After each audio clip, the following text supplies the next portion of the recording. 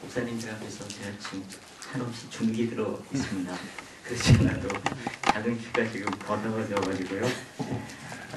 맨 처음에 제가 목사님한테 이 발제 제안을 받았을 때요, 아니 제가 하는 정도는 다 하실 것 같다고 이렇게 말씀을 드렸는데요. 아니 솔직한 신경입니다. 그리고 오늘 이 자리에 와서 만난 뵌 목사님들 면면을 보니까 이게 참 괜히 왔구나 하는 생각이 지금 더 들고 있고 그래요. 근데 다행히 시간이 얼마 안 돼요. 40분이니까요. 빨리 용서해 주시기 바랍니다.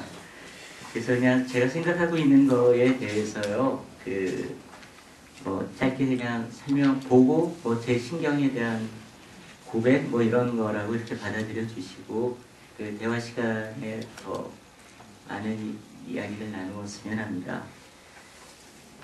아까 교인 이야기가 이제 나와서 말씀을 드린다면, 저는 지난달에 어느 곳에 갔다가 그림을 하나 이렇게 구했어요. 베로니카의 베일이라는 그림인데요. 예수가 이렇게 다 아시는 이야기죠. 근데 그 예수상이 저한테는 탁 가슴에 꽂혀서 구입해서 이렇게 제 서재에 걸어놓고 그분의 고통스러운 모습을 지금 바라보고 있고 그럽니다. 그 길을 걸어가기 위해서 이제 노력하고 있는 상황인데요. 잘 안 만나주시는 것 같아요. 그래서 아직 만나뵙지는 못했고, 오늘 저한테 또 많은 가르침을 주시면 고맙겠습니다. 그냥 이제 대화를 위해서 그냥 편하게 말씀을 드린다면, 저는 사실 이렇게 충격을 받지는 않았어요. 대통령 선거 결과에. 많은 분들이 또 그렇게 생각을 하셨을 것 같은데요.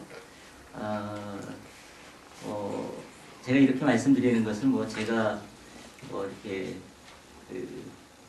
다른 사람과 다르다 이런 걸 내세우려는 그런 게 전혀 아니라, 솔직히 문재인의 패배는 예상했던 거 아닌지 이런 말씀을 한번 드려보고 싶고요. 왜 새삼스럽게 우리가 거기에 대해서 이렇게 좌절을 하고 절망을 하는지 그런 말씀을 올려볼까 합니다. 저는 패배를 예감했다고 하지만 손 놓고 있지는 않았어요. 혹시 또 오해하실까봐 말씀드린다면, 선거를 앞두고 이제 저 나름으로는 대구, 경북 그리고 부산 지역을 다녔어요. 그리고 강연도 했었고요. 그러면서 전주에는 부산대학에 가서 왜 박근혜가 대통령이 되면 안 되는가에 대해서 이야기를 했었고요. 그리고 또 대구 경북 지역 농민들 모임에 가서도 말씀을 드렸고, 그리고 또 시민단체 모임에 가서도 박근혜가 대통령이 되면 안 되는지를 이야기를 했었습니다. 근데 그 중에 한 분이 이런 질문을 하시더라고요. 끝나고 나서 잘 알겠다고 하면서. 그런데 이제 농부셨어요. 농민대 하던 우리 농민을 때려 죽인 정권에서 그때 2인자도 있었는데 우리가 그 사람을 어떻게 믿습니까? 이제 이렇게 이야기를 하더라고요. 아시겠습니다만 그 사건은 여의도 농민집회죠. 그때 아시겠지만 두 분이 공권력, 이른바 공권력이 휘두른 폭력에 숨졌습니다. 사실은 저는 그 이야기를 다른 자리에 가서 제가 먼저 꺼내고 그랬었는데요. 선거를 앞두고가 아니라 노무현 정부에 대한 문제점을 이야기를 할 때 예시했던 대목이기도 한데, 막상 이제 어떤 분이 그렇게 또 50대 후반 되신 농부가 저한테 그렇게 질문을 하니까 참 어떻게 대답을 해야 될지 착잡했었어요. 저는 근데 이렇게 말씀을 드렸습니다. 최선이 아니면 차선을 선택해야 되고, 차선이 없다면 그다음에 최악보다는 차악을 선택해야 되지 않겠느냐 그런 말씀을 드렸어요. 근데 그분은 다행히 끄덕이시더라고요.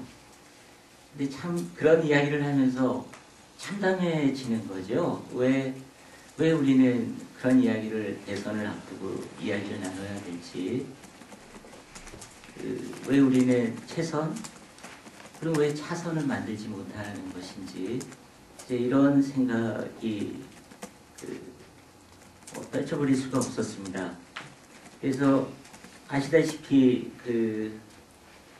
저는 대선 때 아까 함세웅 신부님도 그 중에 한 분이셨고요.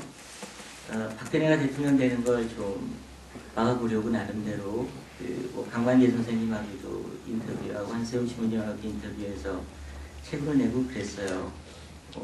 제가 잘못 살아왔는지 한겨레 신문을 저한테 칼럼을 써달라고 하지를 않고요. 제가 할 수 있는 것이 이제 그런 책을 통해서 이제 이야기를 나누고 그러는 거였는데요. 근데 그 두 분이 한결같이 문재인에 대해서 이야기를 하셨어요. 그 책은 대화록을 낸 거지만 다 뺐는데요. 결국 제가 참 고민을 하다가 당신들의 뜻에 의해서 빠졌는데, 이를테면 이제 함세웅 신부는 아시다시피 노무현 정부에 깊숙이 관여를 했죠. 그런데 김재규에 대한 평가 부분을 새롭게 해보려고 하는데 가장 그걸 결정적으로 막은 사람이 문재인이었다는 이야기를 하시더라고요. 그래서 이제 그거를 썼어요. 이제 초고에는 썼는데 빼자고 그러시더라고요. 마지막 책 낼 때. 이게 한창 대선 정국이어서 다시 설득을 해보았지만 또 그러시길래 빠지고 나왔습니다. 네, 그럼 문재인에 대한 불신은 그러나 한 신부는 아주 강하게 갖고 계셨고요. 강만길 선생은 또 이런 말씀을 하시더라고요. 노무현 정부 들어서자마자 남북 특검이 이루어질 때 얼마나 자신이 반대를 했는데도 전혀 귀 기울이지 않았고, 그리고 또 당시에 바로 그 해에 남북 정상회담을 할 수 있는 가능성을 열었답니다. 역사학자들 모임이 있어서 평양에 갔다가 얘기를 했었대요. 돌아가면 꼭 대통령에게 전해달라 해가지고 노무현 대통령에게 직접 전해줬답니다. 그쪽에서 빠른 시일 내에 남북 정상회담을 하고 싶다라고 이야기를 했다는 거죠. 그런데 안 하더래요. 안 하고 특검으로 나가더래요. 이제 그 얘기도 이제 이 강만길 선생이 빼자고 자꾸 그러는데, 선생님 그건 이제 증언이기 때문에 그래도 나가야 된다라고 해서 그건 이제 당겼어요. 그러니까 이를테면 이제 그런 거죠. 여전히 이제 뭐 민주당이나 노무현 김대중 정부를 비판을 하면 굉장히 그렇게 비판하는 사람에 대해서 나무라시는 분들이 계세요. 아마 우리 개혁적 또는 진보적 그런 교계에도 많이 그런 분이 계시리라고 생각이 됩니다.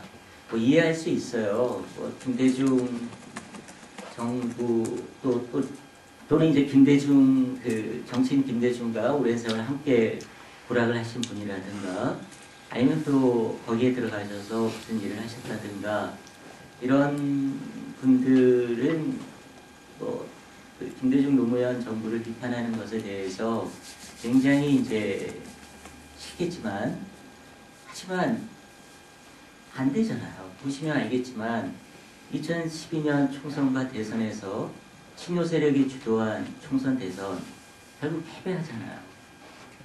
아주 솔직히 터놓고 이야기하자면 우리 그렇게 되리라고 우리 몰랐나요?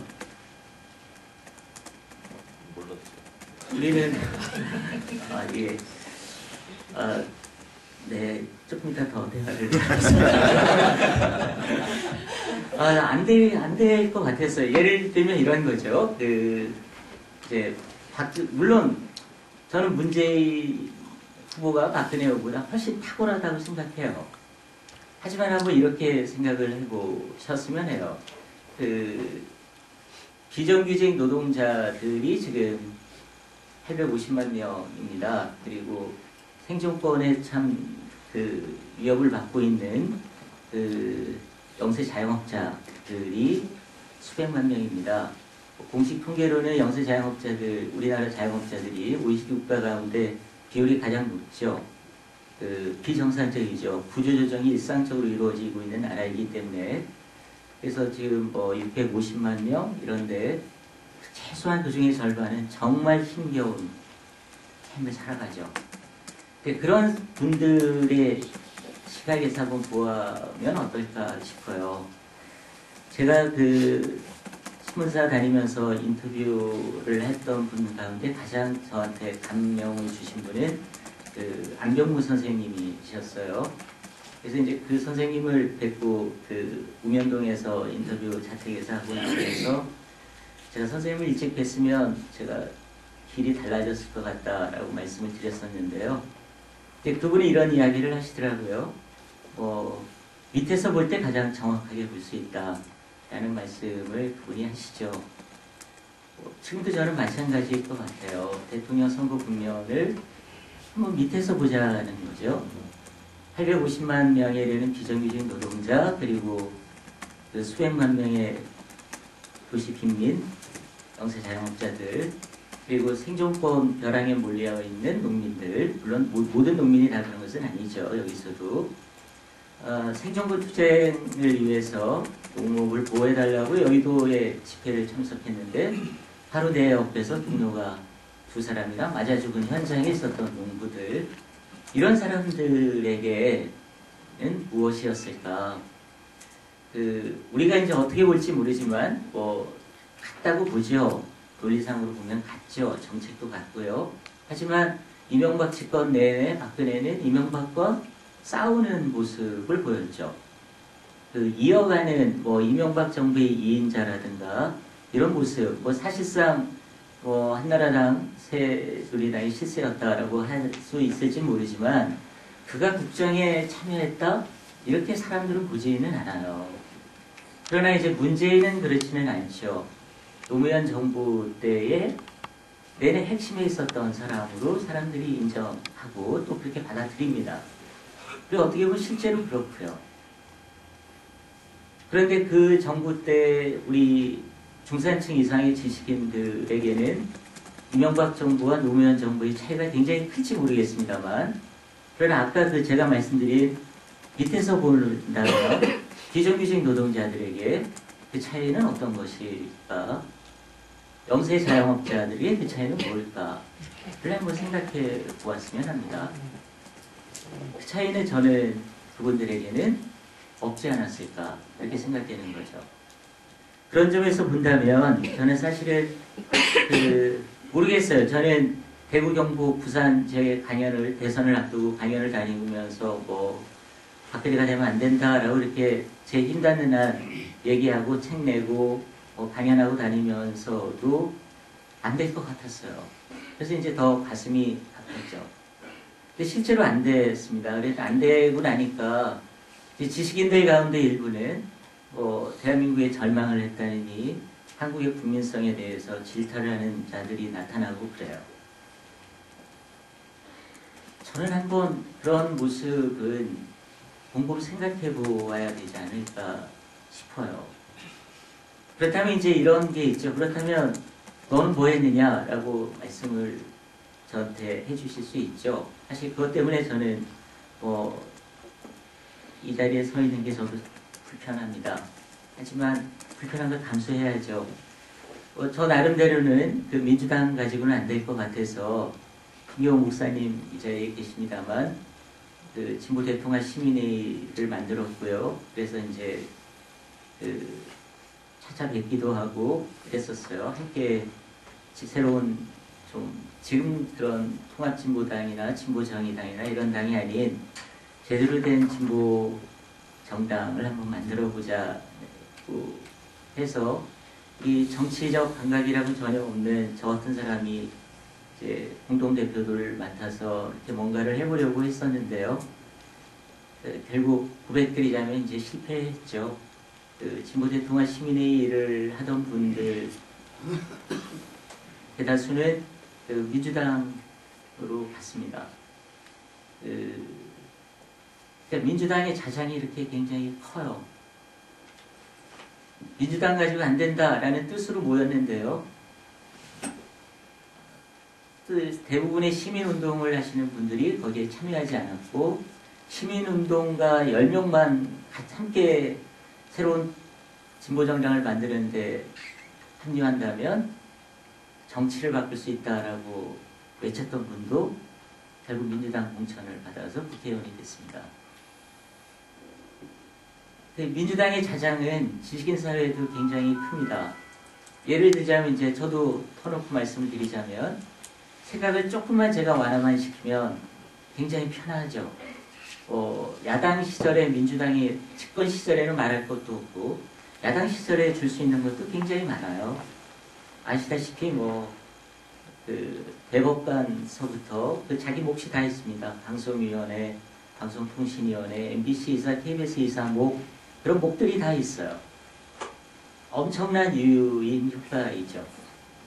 근데 제가 드리고 싶은 이야기는 과연 그런 민주당이 지난번에 패배했죠. 총선 대선. 보시면 알겠지만 그럼 앞으로도 그러면 바뀌어질 수 있을까? 민주당을 바꾸겠다고 들어가신 분들이 지금까지 해온 거를 한번 보시면 저는 그거는 낭만이라고 생각을 합니다. 진보정당은 그럼 괜찮다는 거냐? 그렇게 생각하지 않아요. 통합진보당에서 애초에 진보신당하고 결합을 하려기보다는 유시민과 이렇게 결합하려는 그런 모습이 드러났죠. 그래서 이제 많은 사람이 떨어져 나갔어요, 실제로. 저는 그렇게 하면 안 된다. 먼저 진보신당하고 합당을 한 다음에 그 다음에 서로 합의가 된 상태에서 참여당의 문제를 검토를 해야 되지 않느냐라고 이야기를 했지만 받아들여지지 못했고요. 그건 저의 능력의 문제이기도 했습니다. 결국 아시다시피 유시민과 합당을 하면서 영남 지역에 있는 그 진보 벨트는 다 무너졌습니다.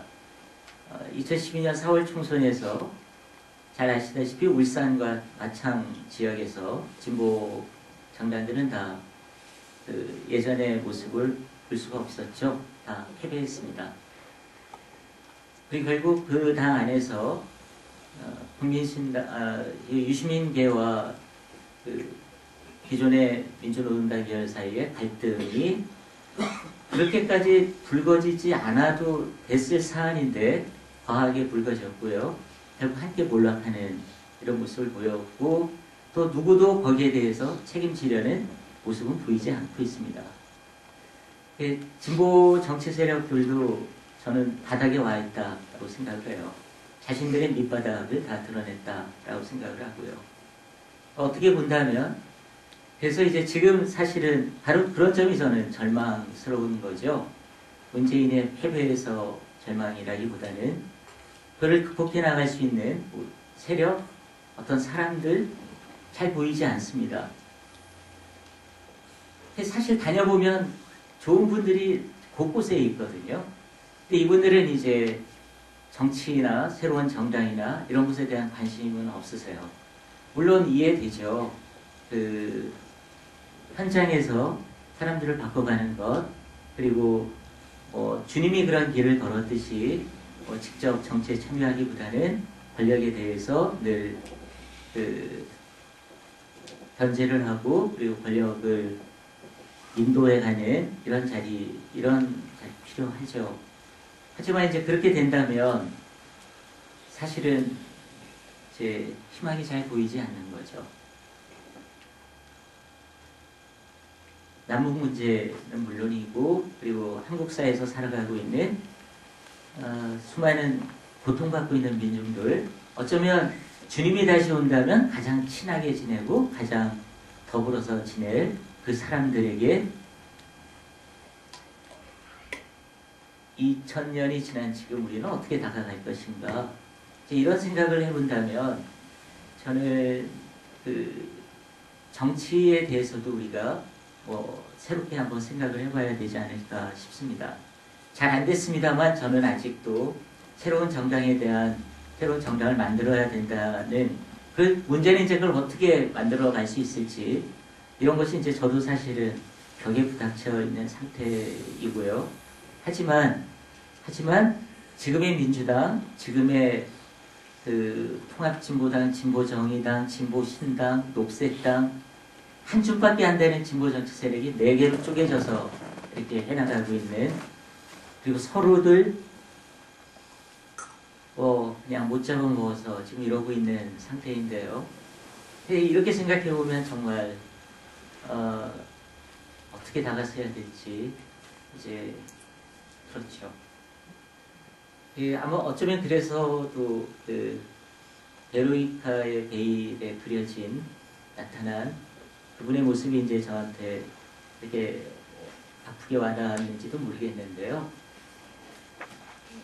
저는 그 밑에서 보면 가장 잘 보인다는 그 안병구 선생님의 말씀처럼 그리고 또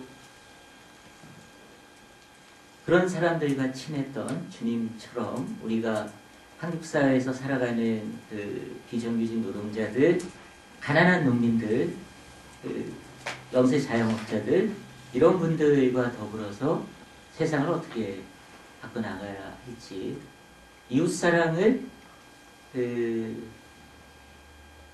시기와 달리 지금 21세기 자본주의 사회 속에서 어떤 식으로 실천해 가야 될지, 이런 걸 한번 생각해 보았으면 해서 말씀을 드렸고요. 제가 그렇게 생각을 해본다면 저는 여기 계신 분들이 직접 나서지는 않더라도 새로운 당에 대한 공론화는 좀 함께 좀 해나가야 될 때가 아닌가, 이렇게 생각이 됩니다. 열망은 많이 있죠.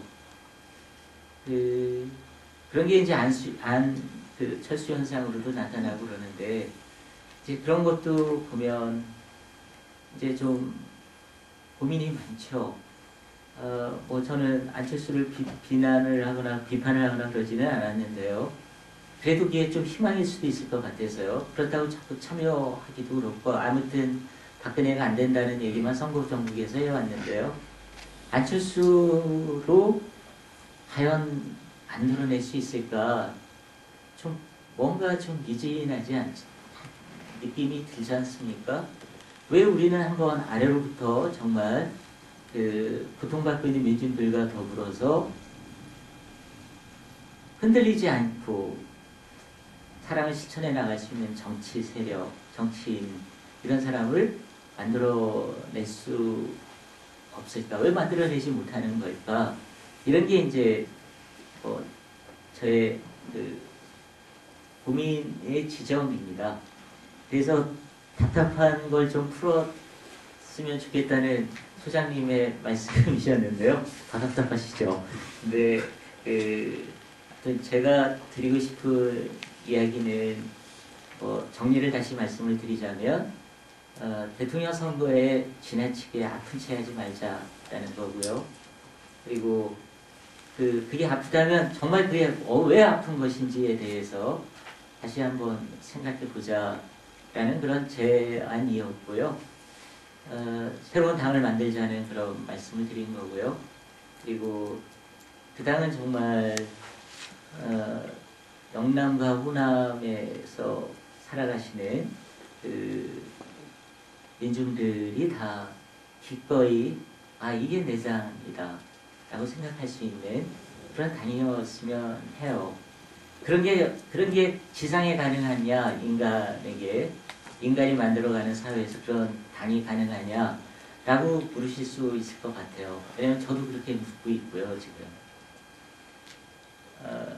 제가 젊었을 때 한테는 불교 쪽에 관심이 있어서 여러 가지 불교 경전을 많이 보다가 기독교를 이렇게 지금 가고 있는 이유 중에 하나가 인간에 대한 불완전성을 뼈저리게 느끼고 있기 때문인데요.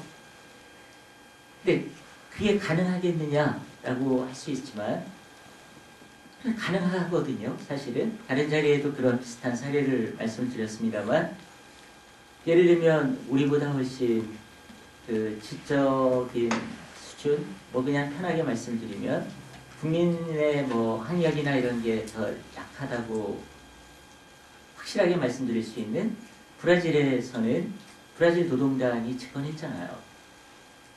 그래서 김대중 노무현 정부 시절에 우리는 부익부 빈익빈이 커졌지만 브라질은 룰라, 중학교도 못 나온 노동자 룰라가 집권을 해서 빈익빈 부익부가 완전히 해소된 건 물론 아니죠. 그러나 줄어들었죠, 현재의. 그래서 지금도 브라질 노동당이 집권하고 있습니다. 저는 뭐 브라질이 이상사회다 이런 생각 추호도 없습니다. 하지만 명확한 것은 한국 사회는 계속 벌어지고 있는데 지난 10여 년 넘게 그 차이를 계속 좁혀온 나라가 있다는 거예요. 그런 당이 있고 그런 정치인이 있다는 겁니다. 그리고 또 북유럽 국가들은 여전히 복지국가 모델을 유지해오고 있잖아요. 만약에 한번 이렇게 생각을 해보시면 어떨까요? 유럽의 복지국가 모델 같은 것, 그것도 역시 저 이상사회라고 생각하지 않습니다. 근데 최소한 그 중에 몇 가지 복지 모델만 이 땅에 구현시킬 철학과 의지와 그런 결단력이 있는 그런 정당이 만들어진다면 그런 정당을 왜 우리는 못 만드냐는 겁니다. 가로막고 있는 거죠, 누군가가. 그리고 그런 그 기득권이 나누어주는 것에 자장으로 빨려 들어가는 많은 이런 모습들이 새로운 당을 만들어내지 못하는 겁니다. 브라질 노동당도 기존의 여야 정당을 뛰어넘는 새로운 정당으로 등장했던 거고요. 하고 있는 거죠. 욕심을 비워야 된다고 생각해요. 1980년대처럼 마치 자본주의 사회를 단칼에 극복할 수 있을 것처럼 지금도 더러는 그렇게 이야기해 나가는 지식인이 있습니다만 저는 책임 못 지겠어요. 그렇게 이야기하는 것에 대해서는. 그리고 또 자급자족 체제, 자력갱생으로 이민족을 끌어갈 수 있다라고 생각을 한다면 그런 건 아니잖아요. 그런 걸로 어떻게 설득을 시킬 수 있겠어요. 자신의 신념으로 유지할 수 있을지 모르지만 그건 이제 아니고요. 그렇다면 지금 현 단계에서 할 수 있는 것, 왜 북유럽도 있고 브라질도 있고 아르헨티나 다 있는데 베네수엘라도 있고 그러는데 왜 우리는 아주 극단적으로 뭐 아니면 뭐라고 생각을 해야 될지, 그리고 왜 우리는 이 나라 민중의 고통을 분명히 집권 기간 동안에 줄어들게 할 수 있는 당을 만드는 것에 왜 나서지 않는지, 이제 이런 게 이제 제 고민이고요. 제 대통령 선거에서 우리가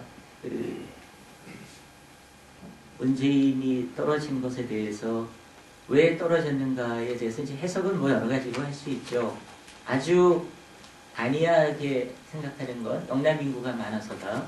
이렇게 얘기하면 아무것도 고민할 게 없죠. 근데 의외로 많은 분들이 그렇게 생각을 하고요. 사람들이 지역 감정에 사로잡혔다. 그렇게 얘기를 하죠. 하지만 그런 건 아니지 않습니까? 아무튼 우리 민중은 김대중을 대통령에 당선시켜 주었고요. 노무현을 대통령에 당선시켜 주었죠. 근데 지식인들,